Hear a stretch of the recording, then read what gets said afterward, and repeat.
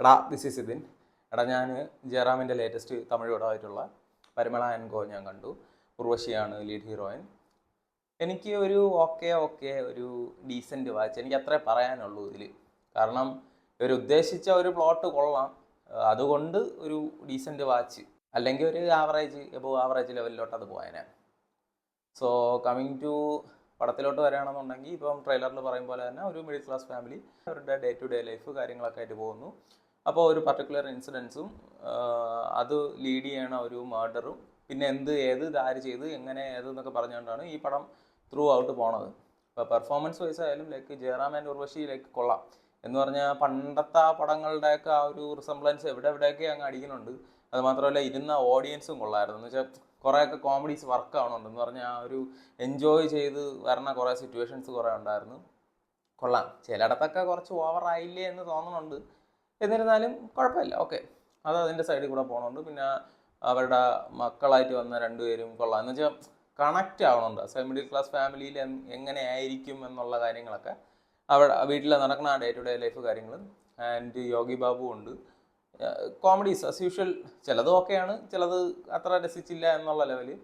പിന്നെ ഇതിൽ ഈ മൂത്ത മോളുടെ ഒരു ബോയ് ഫ്രണ്ടായിട്ടൊരു പുള്ളിക്കാരനുണ്ട്. അത് ഈ കപ്പിൾ ഫ്രണ്ട്ലി പടം നിങ്ങൾ എത്ര പേര് കണ്ടിട്ടുണ്ടെന്ന് അറിഞ്ഞൂടാ. തെലുങ്കിലെ ഒരു റൊമാൻറ്റിക് പടമാണ്. അതിലെ നായകനാണ് ഇതിനകത്തുള്ളത്.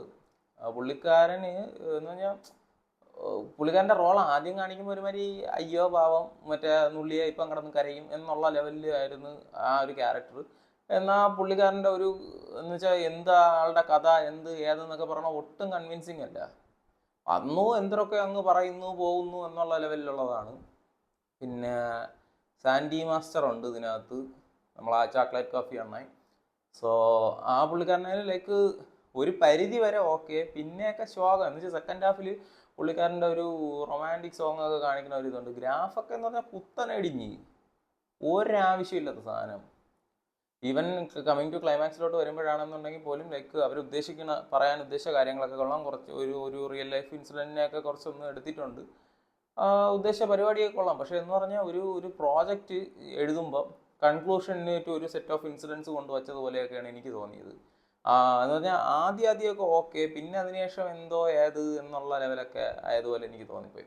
പക്ഷെ എന്നിരുന്നാലും ഈവൻ ജയറാമിൻ്റെ ആണെങ്കിൽ പോലും പ്രീവിയസ് പടങ്ങളൊക്കെ വെച്ച് നോക്കുമ്പം ഇത് നല്ലൊരു പടമാണ്, കണ്ടിരിക്കാൻ പറ്റുന്ന ഒരു പടം തന്നെയാണ്. സോ ഇപ്പം കമ്മിങ് ടു നമ്മളെ പാണ്ഡ്യരാജ് ഡയറക്ടർ പാണ്ഡ്യണ്ണ, നിങ്ങളെ പ്രീവിയസ് സീരിയൽ പടങ്ങളൊക്കെ വെച്ച് നോക്കുമ്പോൾ ഇതൊക്കെ ഫാർ ഫാർ ഫാർ ബെറ്റർ സാധനം. നിങ്ങൾ ഇമ്പ്രൂവ്ഡ് ആണ് എന്നാണ് എനിക്ക് പറയാനുള്ളത്.